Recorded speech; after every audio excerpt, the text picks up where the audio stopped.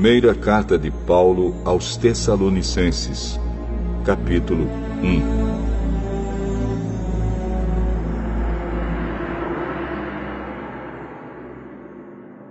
Eu, Paulo, e Silas e Timóteo, escrevemos esta carta aos irmãos da igreja da cidade de Tessalônica, a vocês que estão unidos com Deus, o Pai, e com o Senhor Jesus Cristo.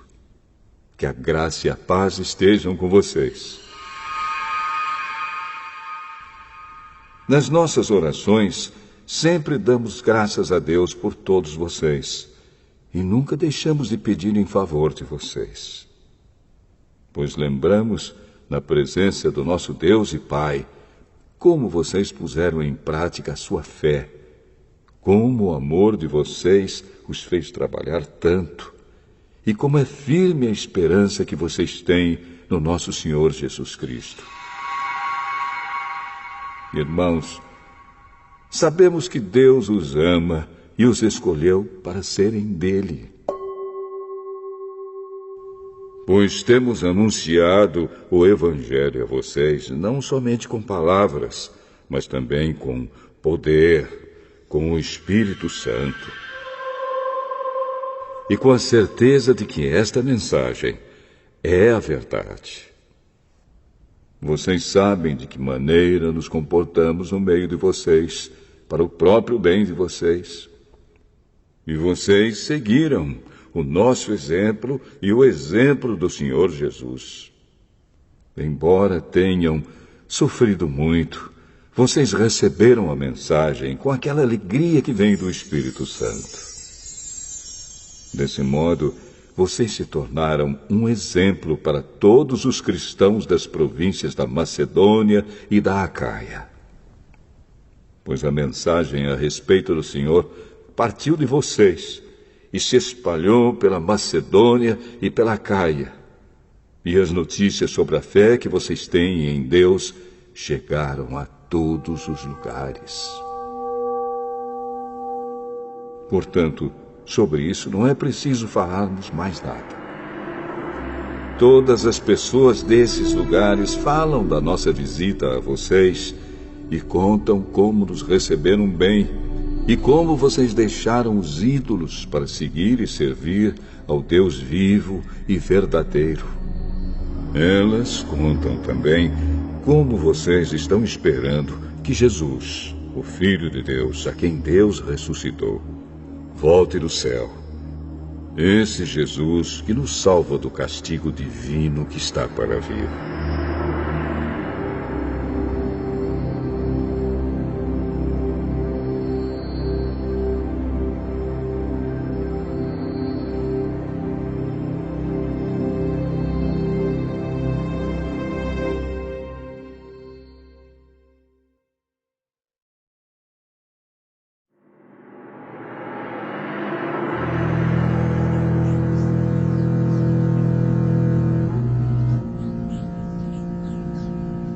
Primeira carta aos Tessalonicenses, capítulo 2.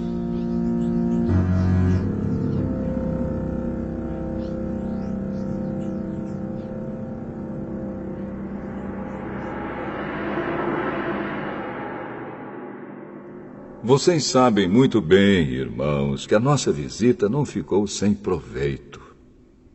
Sabem também como fomos maltratados e insultados na cidade de Filipos, antes de chegarmos aí em Tessalônica. Fomos muito combatidos, mas o nosso Deus nos deu coragem para anunciar a vocês a boa notícia que vem dele. Aquilo que anunciamos a vocês não se baseia em erros ou em má intenção, e também não tentamos enganar ninguém.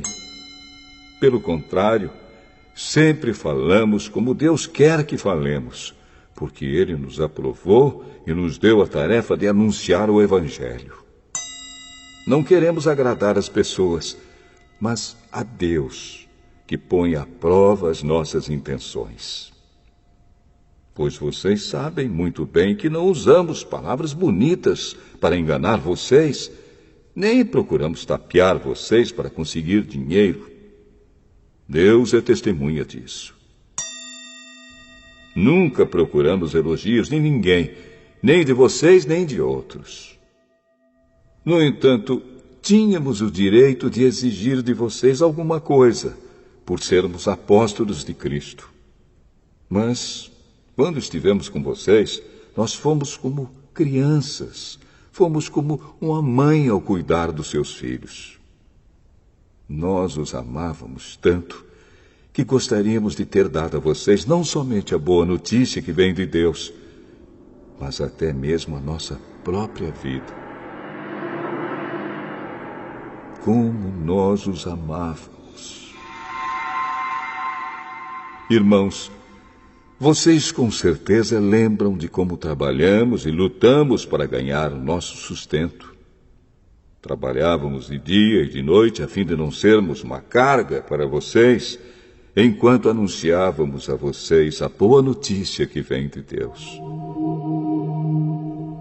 Vocês são nossas testemunhas e Deus também de que o nosso comportamento entre vocês que creram foi limpo, correto e sem nenhuma falha.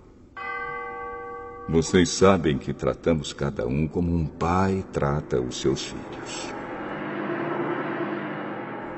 Nós os animamos e aconselhamos para que vocês vivessem de uma maneira que agrade a Deus, que os chama para terem parte no seu reino e na sua glória.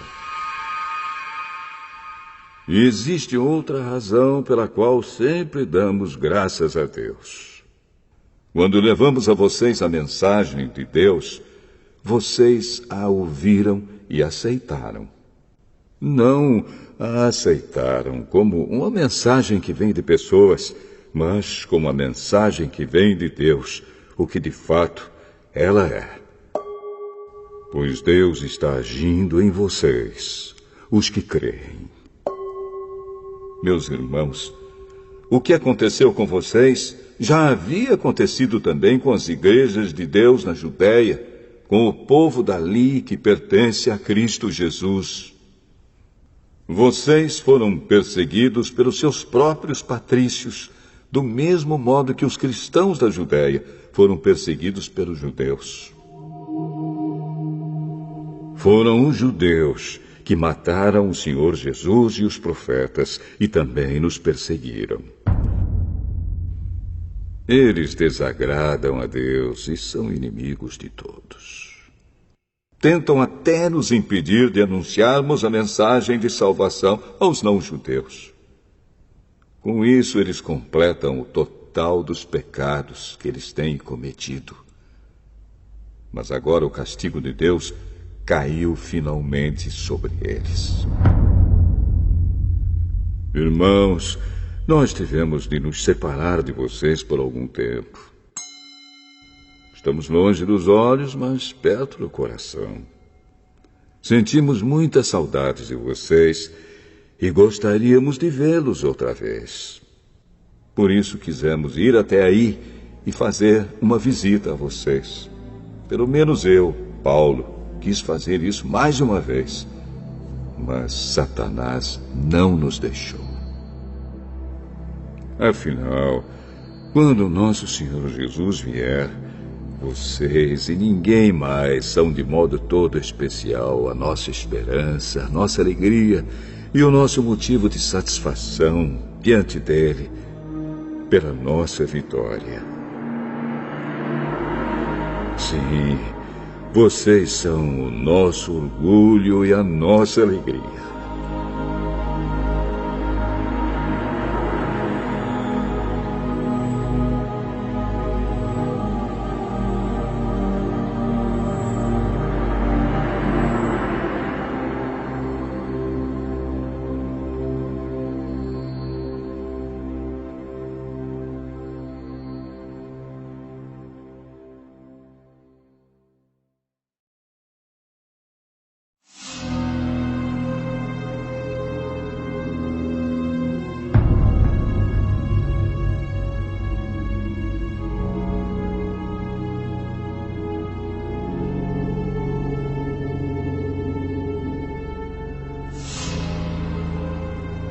Primeira carta aos Tessalonicenses, capítulo 3.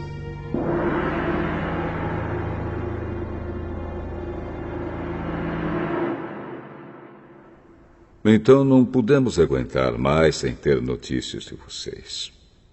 Por isso, Silas e eu resolvemos ficar sozinhos em Atenas e enviar a vocês o nosso irmão Timóteo.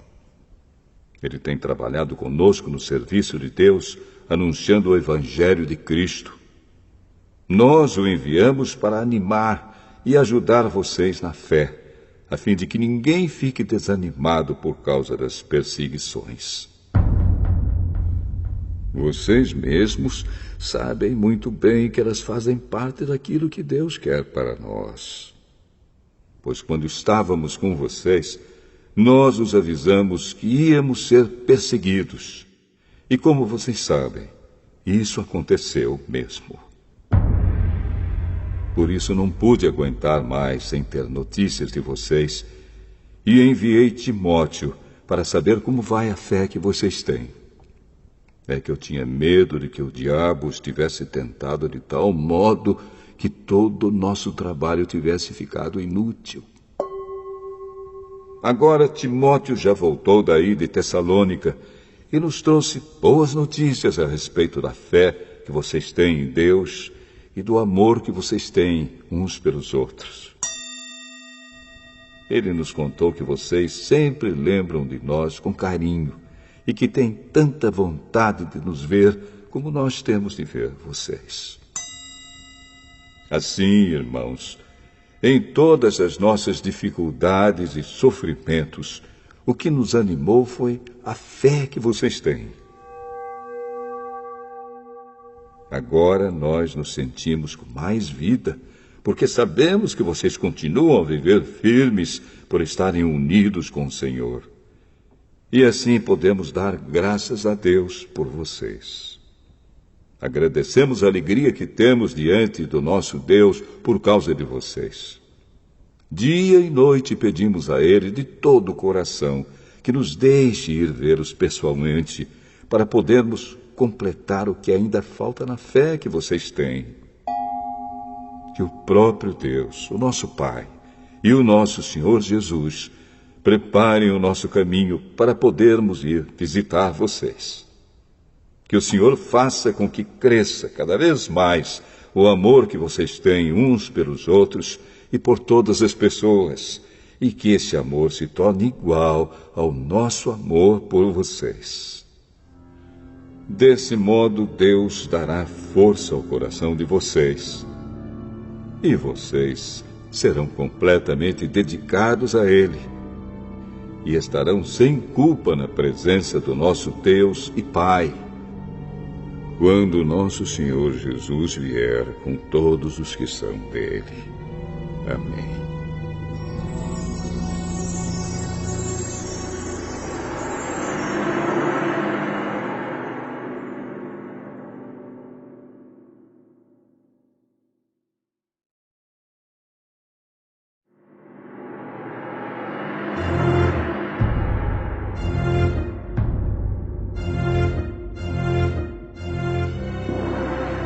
Primeira carta aos Tessalonicenses, capítulo 4. Finalmente, irmãos, vocês aprenderam de nós como devem viver para agradar a Deus. E é assim mesmo que vocês têm vivido. E agora pedimos e aconselhamos, em nome do Senhor Jesus, que façam ainda mais. Pois vocês conhecem os ensinamentos que demos pela autoridade do Senhor Jesus. O que Deus quer de vocês é isto: que sejam completamente dedicados a Ele e que fiquem livres da imoralidade. Que cada um saiba viver com a sua esposa de um modo que agrade a Deus, com todo respeito, e não com paixões sexuais baixas, como fazem os incrédulos que não conhecem a Deus. Nesse assunto, que ninguém prejudique o seu irmão, nem desrespeite os seus direitos. Pois, como nós já dissemos e avisamos a vocês, o Senhor castigará duramente os que fazem essas coisas. Deus não nos chamou para vivermos na imoralidade, mas para sermos completamente dedicados a Ele. Portanto, quem rejeita esse ensinamento não está rejeitando um ser humano, mas a Deus, que dá a vocês o seu Espírito Santo. Não há necessidade de lhes escrever a respeito do amor pelos irmãos na fé, pois o próprio Deus lhes ensinou que vocês devem amar uns aos outros. Pois é esse amor que vocês têm mostrado a todos os irmãos que vivem em toda a província da Macedônia. Portanto, meus irmãos, pedimos que façam ainda mais. Procurem viver em paz, tratem dos seus próprios assuntos e vivam do seu próprio trabalho, como já dissemos antes.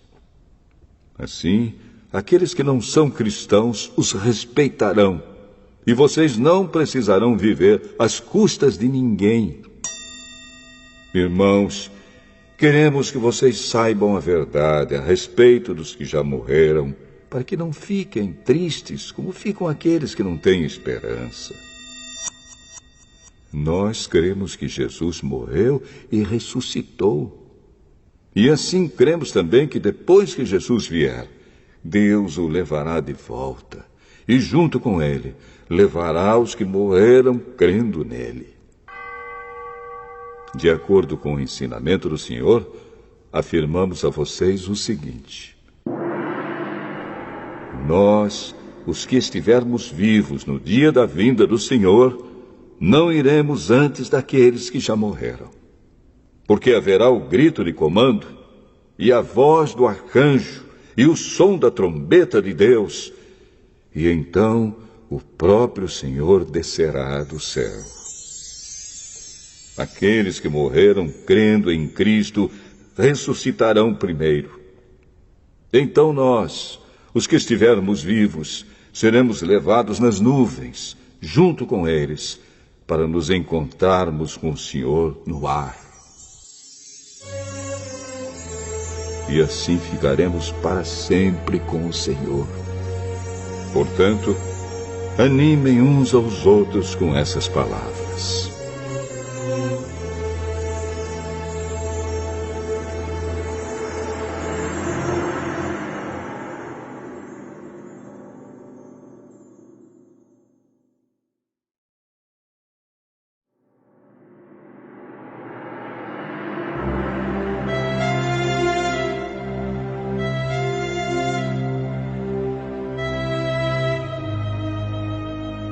Primeira Carta aos Tessalonicenses, capítulo 5.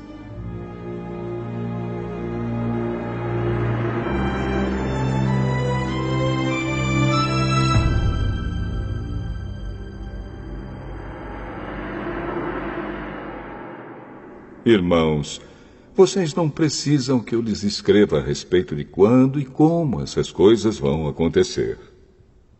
Pois vocês sabem muito bem que o dia do Senhor virá como um ladrão na calada da noite.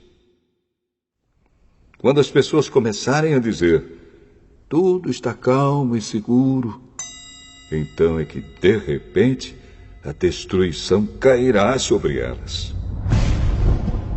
As pessoas não poderão escapar, pois será como uma mulher que está sentindo as dores de parto. Mas vocês, irmãos, não estão na escuridão, e o dia do Senhor não deverá pegá-los como um ladrão que ataca de surpresa.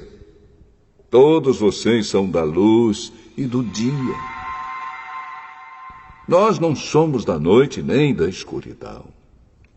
Por isso não vamos ficar dormindo como os outros, mas vamos estar acordados e em nosso perfeito juízo. Os que dormem, dormem de noite, e os que bebem, é de noite que ficam bêbados. Mas nós que somos do dia, devemos estar em nosso perfeito juízo. Nós devemos usar a fé e o amor como couraça e a nossa esperança de salvação como capacete. Deus não nos escolheu para sofrermos o castigo da sua ira, mas para nos dar a salvação por meio do nosso Senhor Jesus Cristo, que morreu por nós para podermos viver com Ele, tanto se estivermos vivos, como se estivermos mortos quando Ele vier. Portanto, animem e ajudem uns aos outros, como vocês têm feito até agora. Irmãos, pedimos a vocês que respeitem aqueles que trabalham entre vocês, isto é, aqueles que foram escolhidos pelo Senhor para guiá-los e ensiná-los.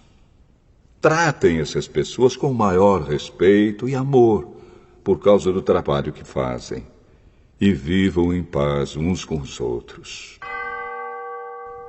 Pedimos a vocês, irmãos, que aconselhem com firmeza os preguiçosos, deem coragem aos tímidos, ajudem os fracos na fé e tenham paciência com todos. Tomem cuidado para que ninguém pague o mal com o mal. Pelo contrário, procurem em todas as ocasiões fazer o bem uns aos outros e também aos que não são irmãos na fé. Estejam sempre alegres, orem sempre e sejam agradecidos a Deus em todas as ocasiões. Isso é o que Deus quer de vocês por estarem unidos com Cristo Jesus. Não atrapalhem a ação do Espírito Santo. Não desprezem as profecias. Examinem tudo. Fiquem com o que é bom e evitem todo tipo de mal. Que Deus, que nos dá a paz, faça com que vocês sejam completamente dedicados a Ele. E que Ele conserve o espírito, a alma e o corpo de vocês livres de toda mancha, para o dia em que vier o nosso Senhor Jesus Cristo. Aquele que o chama é fiel e fará isso. Irmãos, lembrem de nós nas suas orações. Cumprimentem todos os cristãos com um beijo de irmão. Peço com insistência, pela autoridade do Senhor, que esta carta seja lida para todos os irmãos. Que a graça do nosso Senhor Jesus Cristo esteja com vocês.